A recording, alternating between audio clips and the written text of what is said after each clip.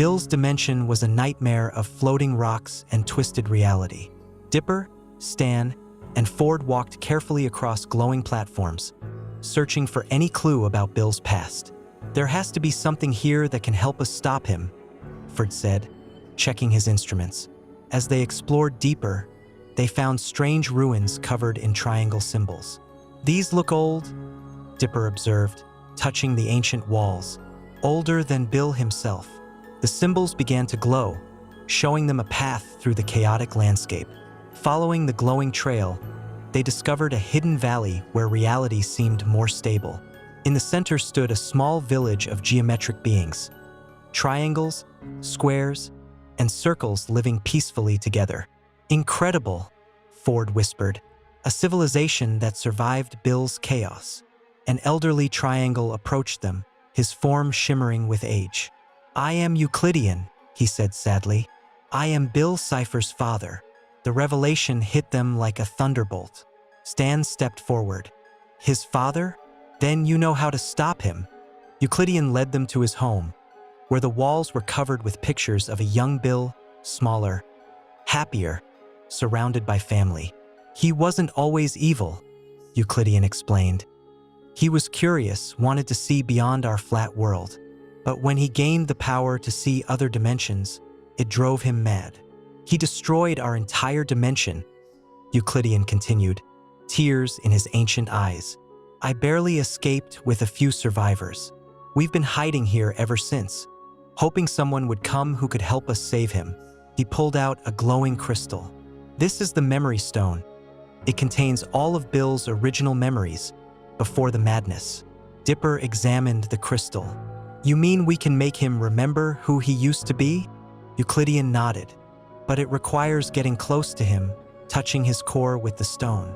And he won't make it easy." Ford studied the crystal with scientific interest. "The energy readings are incredible. This could actually work." Suddenly, the ground shook as Bill's laughter echoed through the dimension. Well, a family reunion." Bill materialized above them, massive and terrifying. "Hello, Father. Still trying to fix me, I see." His eye blazed with fury as he spotted the memory stone. "My son," Euclidean said, floating upward. "Please, let us help you remember who you really are." But Bill's rage only intensified. "I remember perfectly. I remember being weak, being limited, being boring. I'm so much more now." He raised his hand to destroy the village. "Wait," Dipper shouted, holding up the memory stone. "If you're so powerful, then you're not afraid of a little crystal, right?" Bill paused, his eye narrowing. "You think that trinket can change me? Fine. Let's see what happens when I destroy it myself." Bill dove toward them, but as he reached for the stone, Dipper made a desperate move. He threw himself forward, pressing the memory stone directly against Bill's eye. There was a blinding flash of light, and suddenly Bill's screams filled the dimension, not of rage, but of remembrance. For a moment, Bill's form flickered, showing glimpses of the young triangle he used to be. I remember," he whispered, his voice small and confused. "I remember home. I remember love." But then his eye blazed again, fighting against the memories. "No, I won't go back to being weak." The memory stone cracked under the strain of Bill's resistance, its power fading. "It's not enough," Euclidean said desperately.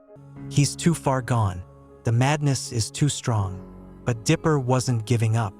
"Then we'll find another way. We'll keep trying until we save him." Bill's form stabilized, the madness winning over the memories. "How touching," he sneered. "But you're too late. Soon, I'll have consumed every reality, and there will be nothing left to remember." He began to fade away, returning to his conquest of the multiverse. As Bill disappeared, Euclidean handed them a small fragment of the broken memory stone. "Take this," he said. "It still holds some power. Perhaps, when the time is right, it will be enough." The fragment glowed softly in Dipper's hand, a tiny spark of hope in the endless chaos. "We'll stop him," Stan promised the grieving father. "We'll find a way to bring your son back." As they prepared to leave the hidden valley, They carried with them not just a weapon against Bill, but the knowledge that somewhere deep inside the Chaos Demon, a scared little triangle was still waiting to come home.